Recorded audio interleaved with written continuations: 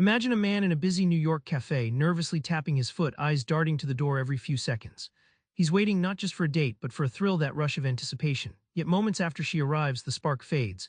Why does the chase feel so intense, yet satisfaction so fleeting? Daniel, Lieberman, and Michael Long dive into this puzzle, unveiling a powerful force driving that restless urge, dopamine. But what if this molecule is the secret engine behind every craving, every obsession, every leap toward more? Dopamine isn't your brain's reward chemical, it's your brain's desire chemical. It's not about what you have, it's about what you want next. That subtle difference flips everything we think about motivation and happiness. Take the story of Arjun from the book. He lands a big promotion at work, exactly what he wanted.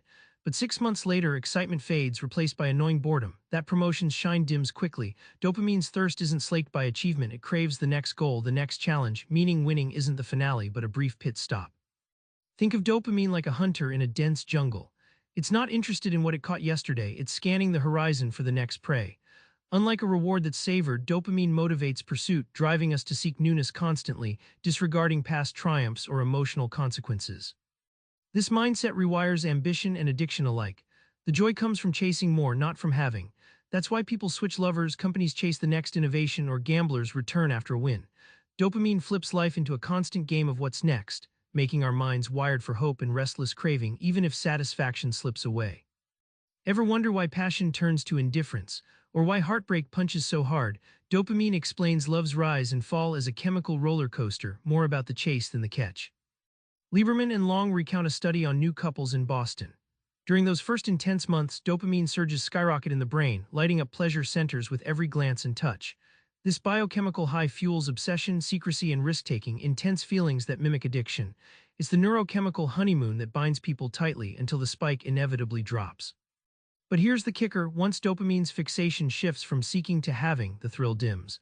The brain settles into routine, the big highs fade, and partners feel boredom or indifference. This shift explains why passion is often short-lived, not because love fails, but because dopamine's chase has moved on. This mechanism isn't just in romance. Dopamine pushes people toward highs, gambling, risky business deals, thrill-seeking.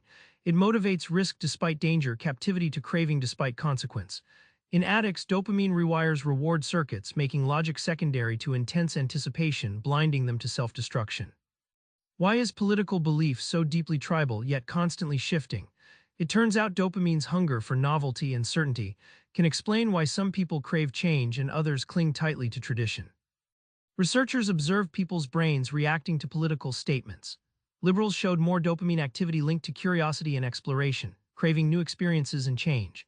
Conservatives showed greater activation in brain areas wiring for risk assessment and caution, dopamine circuits tuned to avoid surprise, favoring stability and predictability. This neurochemical pattern explains stories like how aging shifts many from liberal to conservative perspectives. Imagine dopamine as a thermostat that adjusts for risk and reward. Liberals' dopamine thermostats turn up to seek fresh ideas, unfamiliar values, and change, constantly seeking novelty. Conservatives' thermostats dial down, protecting against surprise, anchoring them in tradition, order, and resistance to change. This balance keeps societies dynamic yet stable.